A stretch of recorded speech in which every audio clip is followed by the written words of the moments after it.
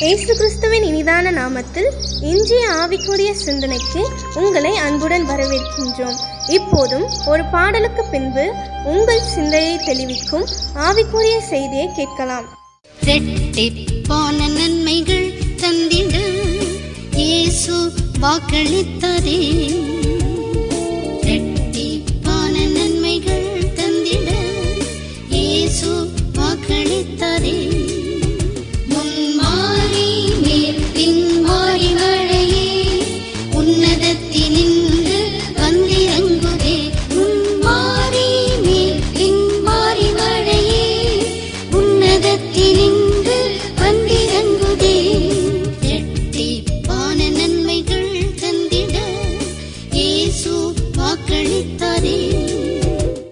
ஆண்டவர் இரட்சகருமாக இயேசுவின் இனிதான நாமத்தில் உங்களை வாழ்த்துகிறேன். கர்த்தர் கிருபையாய் மீண்டும் ஒரு புதிய நாள் நமக்கு கொடுத்திருக்கிறார்.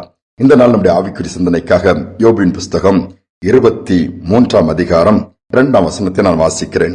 இன்றைய தினமும் என் அங்கலாய்ப்பு முரண்டுத்தனமாய் எண்ணப்படுகிறது, என் தவிப்பை பார்க்கிலும் என் வாதை கடினமானது.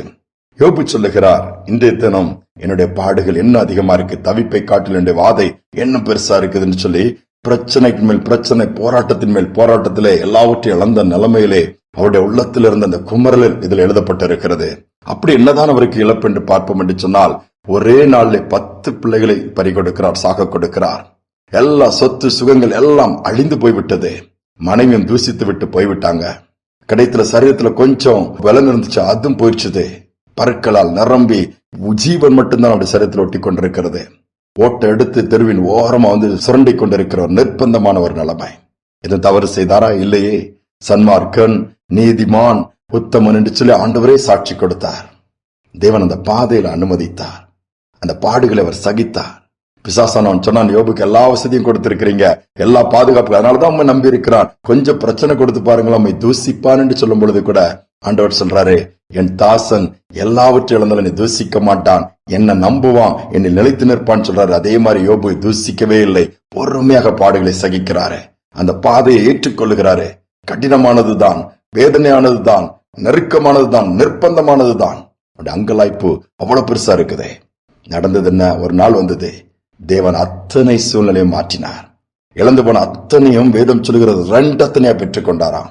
10 குழந்தைகளை மீண்டுமாய் கொடுக்கிறார். அவ்வளவு அழகான குழந்தைகள், பெயர்கள் வேதத்தில் எழுதப்பட்டிருக்கிறது. முன்பாக அந்த பிள்ளைகளுடைய பெயர்கள் கூட வேதத்தில் இல்லை. யோசித்து பாருங்கள். விலகி போன எல்லா நன்மைகள், அழிந்து போன எல்லா நன்மைகள் திரும்ப வருகிறது. சுதந்திரத்துக் கொண்டார். இதைதான் ஆண்டவர் நமக்கு செய்ய விரும்புகிறார். நெருக்கத்திலே போறீங்க, போராட்டம் அது தொடருவதில்லை. ஒரு நாள் அதற்கு ஒரு முடிவு கட்டுவார். நன்மை தொடர வைப்பார், கிருபைகளை தொடர வைப்பார். என் தேவன் செய்வார். ஒரு பெரிய ஹோட்டல் வைத்து நடத்தி கொண்டிருக்கிற ஒரு வாலிபனுக்கு திருமணம். நல்ல வசதி, ரொம்ப கிராண்டா நடக்குது. பெண் வீட்லயும் நல்ல வசதி. அப்ப எல்லாம் பெரிய பெரிய கிஃப்ட், பெரிய பெரிய ஆட்கள் பெரிய பெரிய தொழிலதிபர்கள், பணக்காரர்கள், செல்வந்தர்கள் கிஃப்ட் கொடுத்துட்டே போறாங்க. அதை பெருமையா வாங்கி வாங்கி வைக்கிறாங்க. எல்லா விதத்திலும் ஆகாரங்கள் எல்லாம் ரொம்ப பிரமிக்கத்தக்க விதத்தில் நடந்துட்டு இருக்குது. அப்ப அந்த பெண்ணுடைய ஒரு தோழி ஃப்ரெண்ட் ஒரு கிஃப்ட் கொடுக்கிறா. அது ஒரு பரிசுத்த வேதாகமம். கிஃப்ட் எல்லாம் நிறைய இருக்கிறத பார்க்கும்போது இது பெருசா தெரியல, தூக்கி ஓரமா வச்சிருந்தாங்க. எல்லாம் முடிஞ்சு மேரேஜ் முடிஞ்சு நல்லா பிசினஸ் போயிட்டு இருந்து, திடீரென்று அவளுடைய தொழில அவ்வளவு நஷ்டம். எல்லாத்தையும் இழந்து தெருவுக்கு வந்தாச்சு. அந்த சகோதரனுக்கு என்ன செய்யணும் தெரியல. அந்த திருமணம் பண்ண பொண்ணுக்கு என்ன பண்ணு தெரியல. எப்படி ஆயிட்டப்பா, என்ன செய்யறது? கடைசியாக அந்த பொண்ணுக்கு அப்பா, அந்த சகோதரனுடைய மாமனார், நான் எங்க வீட்டுக்கு வாங்க, கொஞ்ச நாள் இருங்க, அடுத்து யோசிக்கலாம் அப்படின்னு சொல்லி வீட்டுக்கு கூட்டிட்டு போயிருந்தாரு. வாழ்க்கையில ரொம்ப ஒடிந்து போய் நொந்து போய் சாகலாங்கிற நிலைமைக்கு வரும்பொழுது, சாகலாம் கூடாது, வாங்க கொஞ்ச நாள் இருங்க, எங்க வீட்டுல சாப்பாடு நான் கொடுக்கறேன், அதுக்கப்புறம் யோசிக்கலாம்னு சொல்லி கூட்டிட்டு போன அங்க உட்கார்ந்து இருக்கிறாரு. துக்கம் ஒரு பக்கம் இருதயத்தை அடைச்சிருச்சுது. எல்லா பக்கம் நெருக்கம், கடன், கண்கள் எல்லாம் இருளா மாறிடுச்சுது. எல்லாம் புகைமூட்டமா தெரியுது, வழி தெரியல இடத்துல அடிச்சுடு. அப்படியே உட்கார்ந்து இருக்கும்போது ஒரு நாள் அந்த ரூம் அருகில ஒரு ஓரத்துல அந்த புக் ஒண்ணு தெரியுது. இது என்னடான்னு சொல்லி பார்த்தா அது அந்த பரிசுத்த வேதாகமம். எப்போ வந்துச்சுது? அவங்க கல்யாணத்துக்கு அவனுடைய மனைவிக்கு அவளுடைய ஃப்ரெண்டு கொடுத்தது. சரி, அதனால என்னதான் இருக்குன்னு எடுத்து வாசித்தா யோபுவின் புஸ்தகம் கண்ணில் படுது. அதை எடுத்து வாசிக்க ஆரம்பிக்கிறாரு. நல்ல ஆரம்பம், நல்ல வசதி, எவ்வளவு பெரிய செல்வம், எல்லாத்தையும் இழக்கிறாரு. அப்படியே பார்த்துட்டே வரும்போது பின்னாடி இழந்ததை திருப்பி பெற்றுக் கொள்கிறாரு. இதை வாசிக்கும் போது நான் நினைச்சேன், எனக்கு தான் இழப்பு, நான் தான் நஷ்டப்பட்டேன், என் தொழில் தான் இப்படி ஆயிடுச்சு, எனக்கு தான் இப்படிப்பட்ட ஒரு சூழ்நிலை. இல்ல, இந்த புக்ல எப்படி சொல்லப்பட்டிருக்கு, அவர் என்னோட அதிகமா கஷ்டப்பட்டிருக்கிறாரா, என்னோட அதிகமா நஷ்டப்பட்டிருக்கிறாரா, அவருடைய வாழ்க்கையும் பின்னர் எல்லாம் மாறி இருக்குத. உடனே பார்த்துட்டு அதை படிச்சுட்டு மனைவிட்டு சொல்றாரு. அவங்களும் படிக்கிறாங்க. 2 பேரும் படிச்ச உடனே இந்த வேதத்தினுடைய காரியங்களபடி அந்த ஆண்டவரை நம்ப ஆரம்பிக்கிறாங்க. அதுதான் ஆரம்பம். அந்த மனுஷனுக்கு நீங்க செஞ்சீங்களப்பா, எங்களுக்கு செய்யக்கூடாதுன்னு ஒரு விண்ணப்பம் மனசுக்குள்ள பண்றாங்க. சூழலை கர்த்தர் மாற்றுகிறார். இழந்து போன அத்தனையும் திருப்பிக் கொள்றாங்க. யோசித்து பாருங்க. அப்படிப்பட்ட ஆண்டவர் தான் நம்முடைய ஆண்டவர். எப்படிப்பட்ட சூழல் கடந்து போனாலும் அதை மாற்ற அவரால் முடியும். நம்பிக்கை விட்டுறாதுங்க. எல்லாவற்றுக்கும் பதில் இந்த வேதாகமத்தில் இருக்குது. எல்லா பாதைகளும் அதுல இருக்குது. எப்படிப்பட்டவங்க எப்படி வாழ்ந்தாங்க, எப்படி போனாங்க, என்ன நடந்து, எல்லாம் A to Z அங்க பார்க்கலாம். இன்னைக்கு நம்பிக்கையோட ஆண்டவரை நோக்கி பாருங்க. எல்லாவற்றையும் திருப்பிக் கொள்ளக்கூடிய பாக்கியத்தை கொடுப்பாரு. அதுதான் ஆண்டவரை எதிர்பார்க்கிறார். ஜெபிப்பும் அன்பின் தகப்பன் இந்த புதிய நாளை கொடுத்திருக்கிறீங்கப்பா. நன்றியோடு துதிக்கிற ஸ்தோத்திரம். யோபுடைய வாழ்க்கை பார்க்கும்போது எல்லாவற்றையும் இழந்தாலும் உண்மை இழக்கலப்பா. உண்மையில் வைத்திருக்கிற அன்பு இழக்கல, உண்மையில் வைத்திருக்கிற நம்பிக்கை இழக்கல, உண்மையில் வைத்திருக்கிற விசுவாசத்தை இழக்கல. உண்மைதான் சார்ந்திருந்தான். நடந்தது எல்லாவற்றையும் நீர் அறிந்தீர்.